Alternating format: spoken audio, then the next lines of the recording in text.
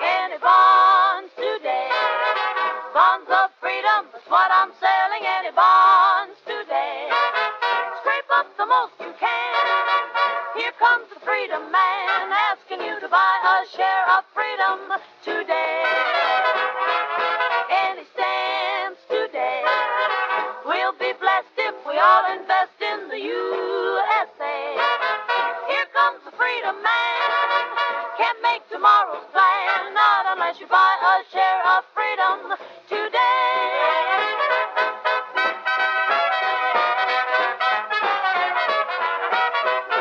The tall man with the high hat and the whiskers on his chin will soon be knocking at your door, and you ought to be in. The tall man with the high hat will be coming down your way. Get your savings out when you hear him shout, any bonds today? Any bonds today? Bonds of freedom, that's what I'm selling. Any bonds today? Scrape up the most you can. Here comes the freedom man, asking you to buy a share of freedom today. Any bonds today? All you give will be spent to live in the Yankee way. Scrape up the most you can. Here comes the freedom man, asking you to buy a share of freedom today.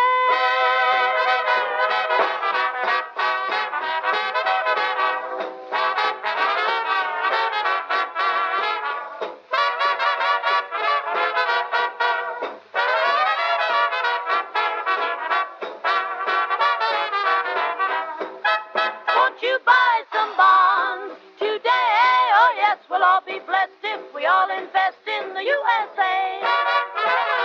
Here comes the freedom man.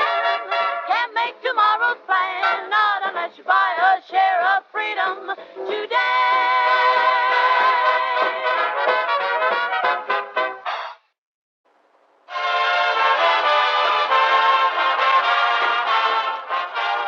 The makers of Johnson's Wax Products for Home and Industry present Fibber McGee and Molly, written by Don Quinn and Phil Leslie, with music by the King's Men and Billy Mills Orchestra.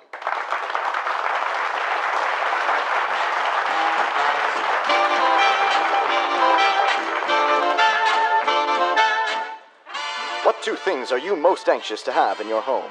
Aren't they beauty and cleanliness? Think for a moment how easily and inexpensively you can have both beauty and cleanliness, just with an occasional application of genuine Johnson's wax to your floors, furniture, and woodwork. A rich, mellow, polished wax surface is a thing of beauty in itself. The wax brings out the grain and beauty of the wood. It adds soft luster to leather, linoleum, and metal surfaces. And of course, this tough wax film protects these surfaces against wear, dirt, and moisture. Dust and dirt do not adhere readily to a wax-polished surface, so cleaning is not only easier, but a waxed home is actually cleaner and more sanitary. Johnson's wax is of the very finest quality and long-wearing. The cost is really very little, so why not practice protective housekeeping in your home with genuine Johnson's wax? Dealers everywhere carry it.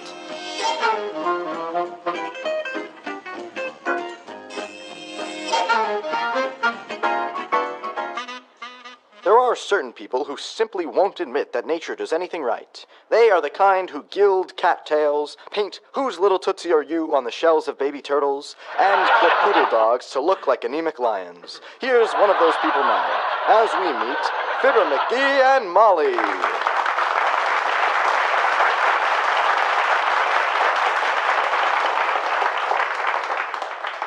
Hey, Fred, how much you charge me to paint this Christmas tree white? Why do you want it white, McGee? What do you mean, why do I want it white? You got 100 trees in this lot you painted white. Yeah, I think they're horrible. But some people like them that way. Never mind the artistic comment, Fred. How much? $10. $10? To spray a little white paint on this half-pint tree? What do you think you are, Rembrandt? Look, maybe you don't understand. I want this tree painted white, not gold-plated. $10.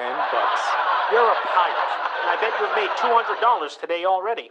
You're a cheapsteak, and I've made $340. You're a robber, and you want to sell half interest in the lot? You're a stoop, and I wanted to sell my own mother at half interest. Oh, you're a low-down, dirty...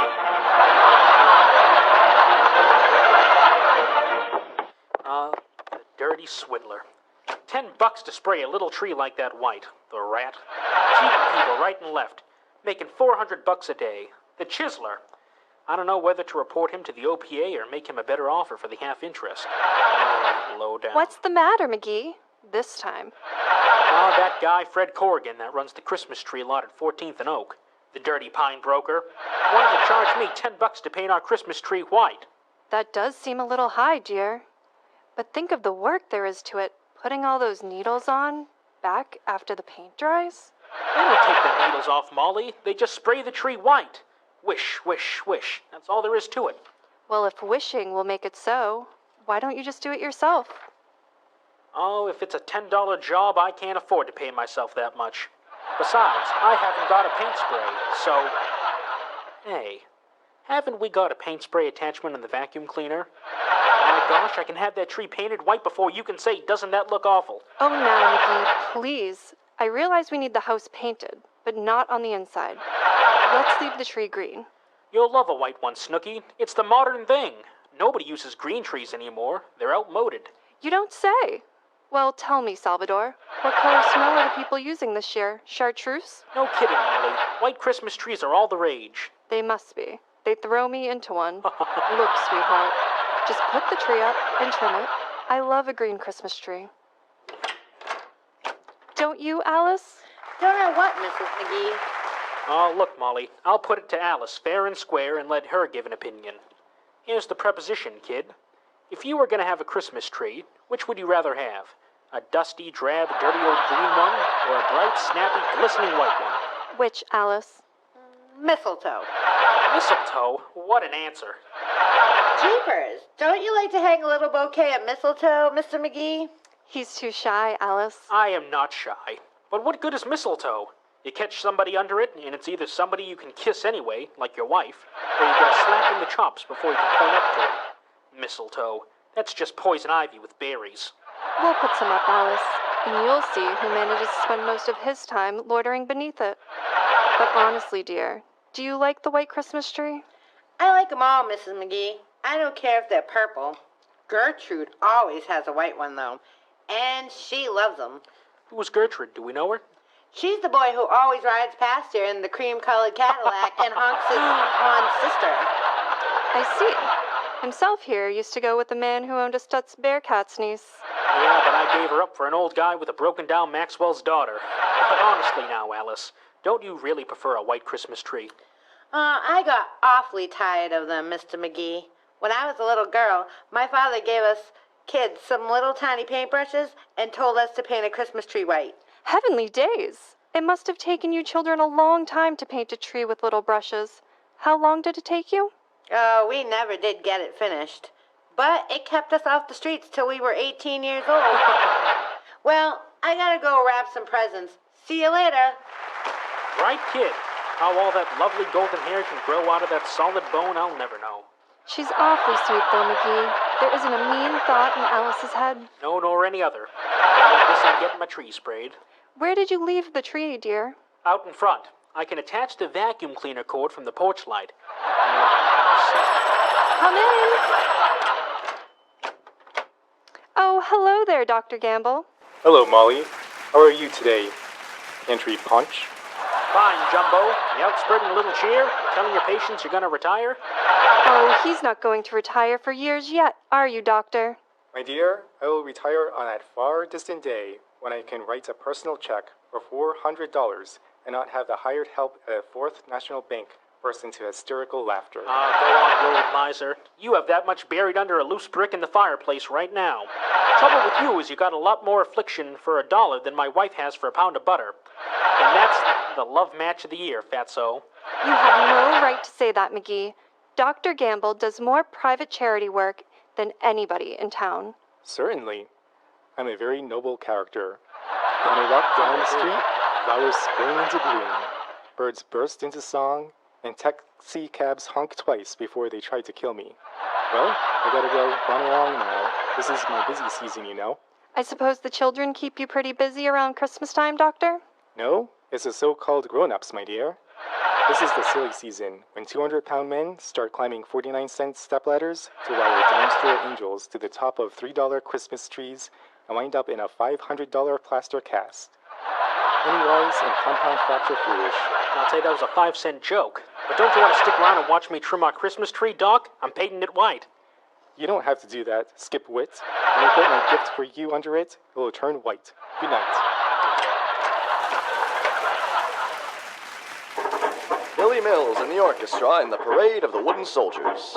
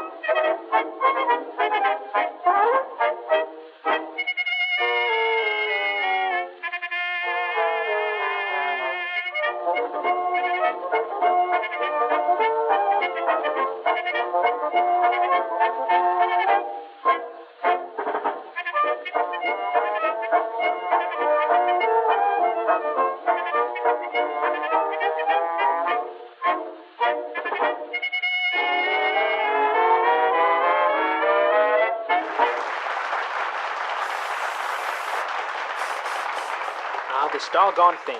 Clogs up like a sentimental woman in a sad movie. What seems to be the matter, dearie? This paint spray goes along all right for a minute, then it chokes up. And when it comes loose again, it throws a blob of paint that would knock Dr. IQ out of the balcony. Pound it on the porch steps. Maybe that will loosen it up. Okay, I think it will.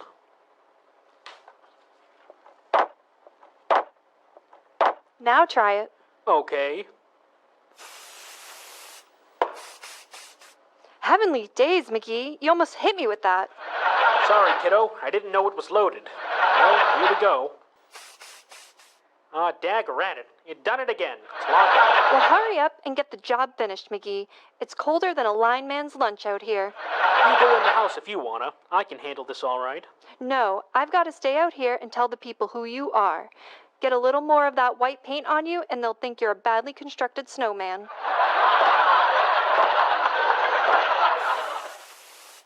Oh, that does it. I'll have this tree painted before you can... Watch your aim, dear. No, better shut it off. Here comes Mrs. Carstairs. Hello there, Mrs. Carstairs. Won't you come in the house and have a slug of tea? No, thank you, my dear. I'm just out walking my Pekingese and I must hurry along. What Pekingese, Cartsy? I don't see him. It was too cold for him to come along. Mrs. Gree. But as long as one of us goes out, he is satisfied. It really is a sweet little dog. Millicent, from what I've seen of him, It sure is, Mrs. McGree. Personally, I wouldn't have one of them four-legged dust mops as a gift. Give me a man-sized dog. I ever tell you about the hunting dog I had once, Cartsy, named Durante? And Durante? Yeah, what a nose that dog had. Never forget the one time we were walking through the woods, me and my dog, pipe over my shoulder, gun in my mouth. what was that again? Gun over my shoulder and pipe in my mouth. Well, all of a sudden, Durante freezes. He's on point. Nose quivering, tail out like a ramrod, 1 foot in the air. I raised my gun, walked slowly forward, and there, not 10 feet away, was Guy sitting on a stump. That was quite a dog, Mrs. McGee. Trained to flush game wardens, was he? No, sir, I bawled that dog out, and then I was never so ashamed in my life. It was the smartest thing he'd ever done. Why? Well, sir, I got talking to the guy, and you know what? His name was Partridge. Henry W. Partridge. Wasn't that wonderful, Cartsy? No, I don't think that is so remarkable, Mrs. McGee. In light of what a police dog of mine once did. What was that, Millicent? After all, it's so cold out tonight, the bologna won't spoil. Well, these dogs of yours was extremely intelligent. One day I had him in the post office and I noticed he was staring at a police poster on the wall. Suddenly, he dashed out the door and was gone. Probably went out to steal an apple off a fruit stand, Cartsy. No. When I got home, he was gripping our booklet by the vest pocket, and it was barking into the telephone, which he had knocked off the table. When the police arrived, it turned out that Jarvis was wanted by the authorities in 3 states. But why was your dog holding him by the vest pocket, Millicent? That was where our butler kept his fountain pen. You see, he was wanted for forgery. Well, so nice to have seen you. Good evening.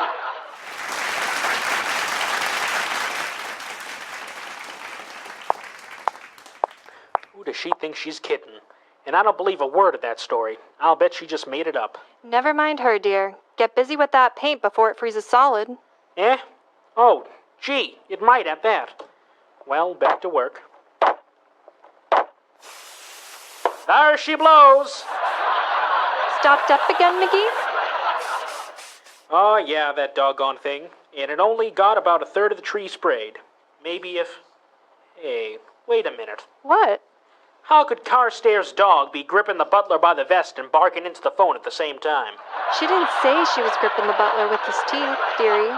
After all, a dog as smart as that could hold him down with one hind paw, dial the police station with the other, and use his front feet to take fingerprints. Well, maybe. Oh, why should I worry? You're getting more paint on yourself than you are on that tree, McGee. Well, the wind keeps changing. They ought to make these paint sprays with a weather vane on them. By George, if... In the time you've taken to get this tree a dirty gray pet, I could have whitewashed the Kaibab National Forest with a flick gun. Well, doggone it, Hello, folks. What's going on here? Oh, hello, Mr. Wilcox. Hiya, Junior. Pull up a front step and give yourself a 3-point landing. And if you want your Christmas tree painted white, Mr. Wilcox, trot on home and get it. Yeah, I won't be out here much longer, Johnny. Soon's I adjust the nozzle on this paint spray, Matt, do you mean to stand there like a front man for painter's colic and tell me you're actually going to ruin that pretty little tree with white paint? Ruining that refugee from the forest primeval. Despoiling a magnificent... skip the dramatics, Junior. We know you memorized Evangeline in high school. And you played the heavy in the Chautauqua Company of Rebecca of Sunnybrook Farm, too, didn't you, Mr. Wilcox? The juvenile lead, if you please. I also had 3 seasons of Shakespeare. A likely story. When you play Shakespeare, son, that's when Othello needs a friend. Everyone in Omaha said I was another Barrymore. When I came out in my white tights and said, "Oh, what a rogue and peasant slave am I!" Ah, geez, you could say that again. Hush, McGee. I love Shakespeare. Go on, Mr. Wilcox. Is it not monstrous that this player here, seeing a lady forced to menial task, and seeing such drudgery, would then dispense a thing called Johnson's Glow Coat? Oh, no. Forsooth, a goodly fluid, which, spread upon the scullery linoleum, would thus eliminate the scrub. No rub, no buff. Just pour it on, and in 1/3 the time it takes for the hourglass to turn, it dries. Well, if Shakespeare ain't in the public domain, this Too Big Orson Welles joke is going to be sued for $9 million. Ah, yes, it dries, so mirror-like, it gleams. That porridge spilled, wiped off, leaves not a single spot. The labor saved, the hours gained, the beauty seen. 'Tis Glowcoat, beloved by chatelaine and serving wench alike. Your nearest Wait a dealer minute, will- Mr. Wilcox. Is that Hamlet? My dear girl, it's in every hamlet, Oh, every village, every town, city, and metropolis. Every place where a housewife takes pride in the appearance of her kitchen. And if I don't get back to the office in the next 10 minutes, I'll find myself back in Chautauqua. So long, kids.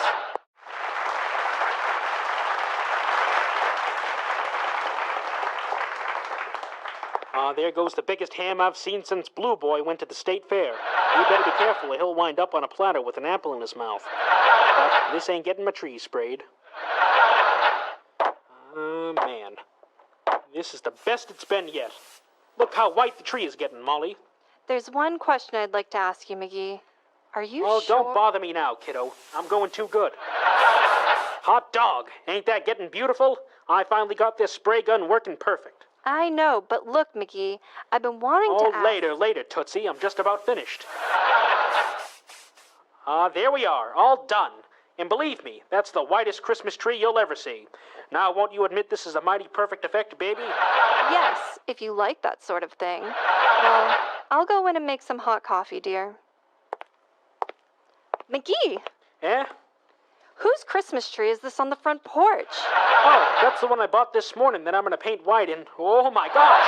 What tree did I The one that's been growing there in the yard all these years. Bring in the vacuum cleaner when you come.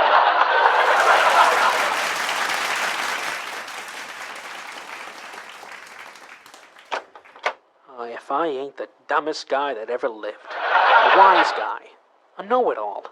Can't tell one tree from another. I'm a saphead. I'm brainless, incompetent, ham-handed, butterfingers. And if I wasn't so stupid, I'd never let me sit here and insult myself What's either. the matter, mister? Oh, I know that voice. Is that you, Teeny? Sure it is. I betcha. What you sitting there with your head in your hands for, mister? Got a headache? Want me to get you an aspirin? Want me to? No thanks, sis. Medicine won't touch the kind of headache I got. I just busted my ego in 4 places. I'm sorry, mister, but... Oh, boy! Who did that? Who did what? Who painted that tree white? Gee, is that ever beautiful? Yeah, you see, I got a little confused and... You're the nicest man in town, I betcha. You put your Christmas tree right out in the front yard, where everybody can share it with you. Well, I didn't exactly... Gee, all the kids in the neighborhood are gonna love you for this, mister. Boy, I can hardly wait to get it all lighted up. You can't, eh? I says you can't, eh? Can't what? Can't wait till I get all the lights on it. Gee, neither can I. You know that, mister? What? When it's growing in the ground like that, it can't wobble and fall over either.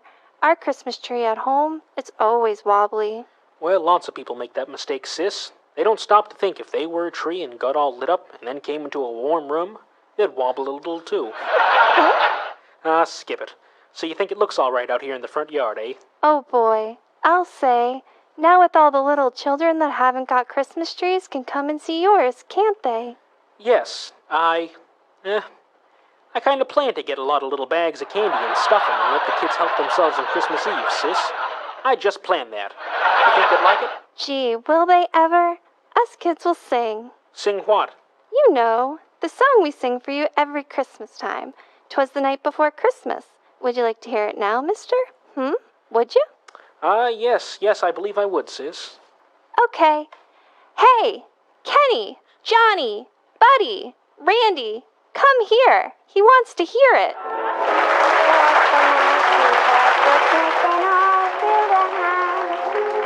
Not a creature was stirring, not even a mouse.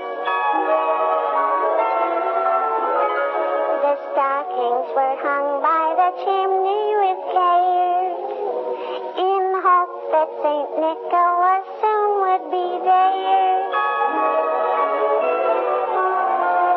The children were nestled all warm in their wee little bed, while visions of sugar plums danced in their wee little heads. Mama in her kerchief and I in my cap had just settled down for a long winter's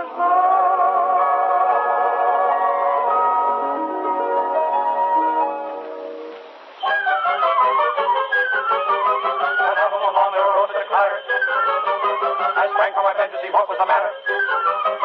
Away to the window I flew like a flash, tore open the shutters, threw open the sash. Then, what to my wondering I should appear but a miniature sleigh and a tiny reindeer. With a little old driver so lively and quick that I knew right away that it must be St. Nick.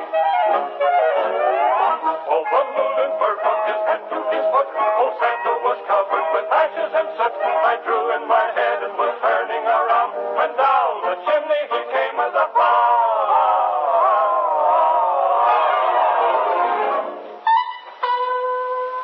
His eyes, how they twinkle.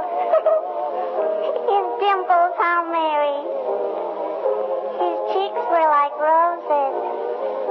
His nose like a cherry. His droll little mouth was drawn up like a bow. The beard on his chin was as white as the snow. The stump of a little pipe he held tight in his teeth, and the smoke went around and around and around his head like a wreath. He was so chubby and plump, a right jolly old elf. Then I laughed when I saw him in spite of myself. He had a broad face, and a little round belly. That shook when he laughed, like a ball full of jelly. He gave me a wink of his eye and a twist of his head. A chuckle and a smile I knew all the while I had nothing to dread. He spoke not a word, but went straight to his work and filled all the stockings. Oh, boy. Then turned with a jerk and laying a finger aside of his nose and giving a nod up the chimney he rolled. He sprang from his sleigh to his feet, gave a whistle, and away they all flew like the down of a thistle. But I heard him exclaim as he drove on a side. Merry Christmas to all, and to all, good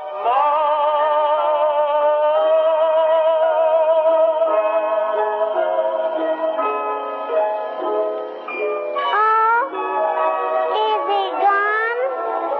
It's the night after Christmas and all through the house not a creature is stirring, not even a mouse. The presents are scattered and broken, I fear, and St. Nicholas won't come again for a year. The children are nestled all warm in their wee little beds, while